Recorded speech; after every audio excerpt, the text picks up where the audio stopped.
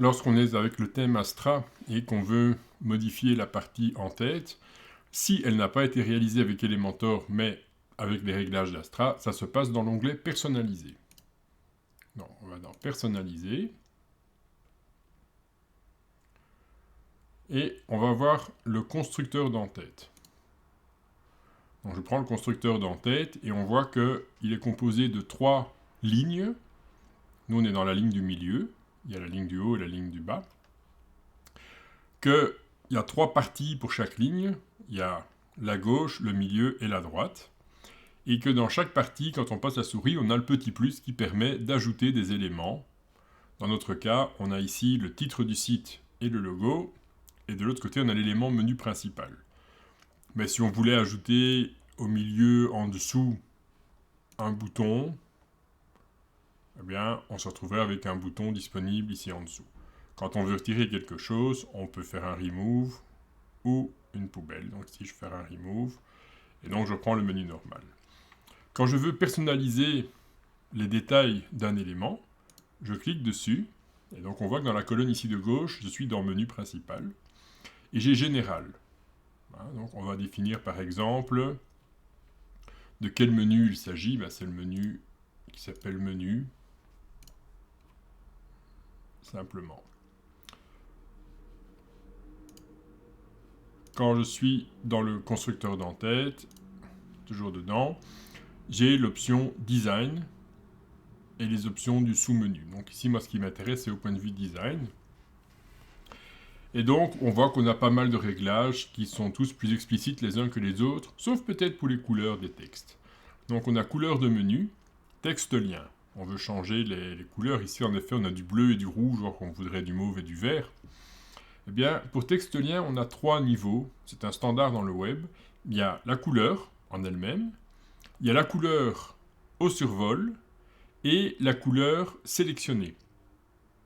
Donc, si je suis dans la page coaching d'artiste, je peux faire en sorte que la page coaching d'artiste, le menu ait une autre couleur pour dire je suis dans cette page-là, pour mettre en évidence. C'est pas obligatoire, mais c'est une option standard. Donc, je vais prendre la couleur normale pour le texte. Et considérons que je le veux dans cette couleur-ci. Donc, je peux choisir la couleur et je peux choisir le niveau de transparence également. Et je peux directement aussi aller éditer et mettre le code hexadécimal si c'était nécessaire. Comme ceci, je peux taper le code, c'est pas un souci. Puis je fais la même chose pour le survol. Et donc le survol, je le veux vert. Et je peux ou ne pas le faire pour l'onglet actif. Donc, je rappelle, l'onglet actif, c'est la page en cours. Donc, par exemple, je vais le mettre rouge pour l'onglet actif. Et donc, quand je vais être... Donc, on a la couleur par défaut, le vert quand je passe dessus. Et si je suis sur la page correspondante, on voit qu'il s'affiche en rouge parce qu'il est actif. Donc, ça, c'est les 3 réglages. Après, on peut le faire pour l'arrière-plan. Donc ici, j'ai un arrière-plan transparent, puisque c'est juste mon bandeau blanc. Mais si je voulais que quand on passe la souris dessus, on ait un arrière-plan noir, par exemple, eh bien, j'aurai du vert avec un arrière-plan noir. Je peux tout annuler en cliquant sur le petit Undo ici.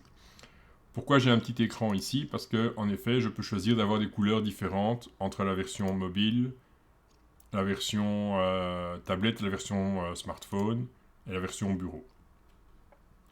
Donc là, on a les réglages. On a les réglages d'espacement et on a aussi le réglage de police de menu.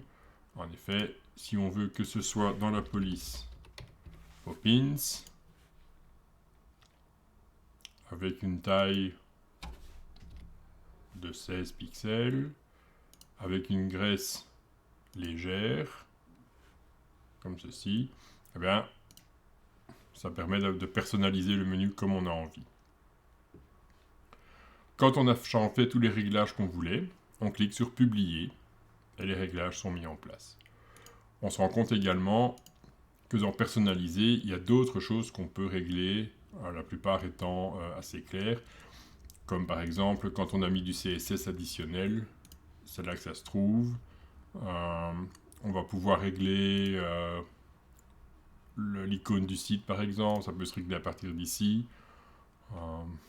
On a le constructeur de pied de page, puisqu'on a le constructeur d'entête, mais on a le constructeur de pied de page également, qui fonctionne de la même façon. Alors, par exemple, le bloc copyright tout en dessous, eh bien, on peut le remplacer, changer des choses dedans.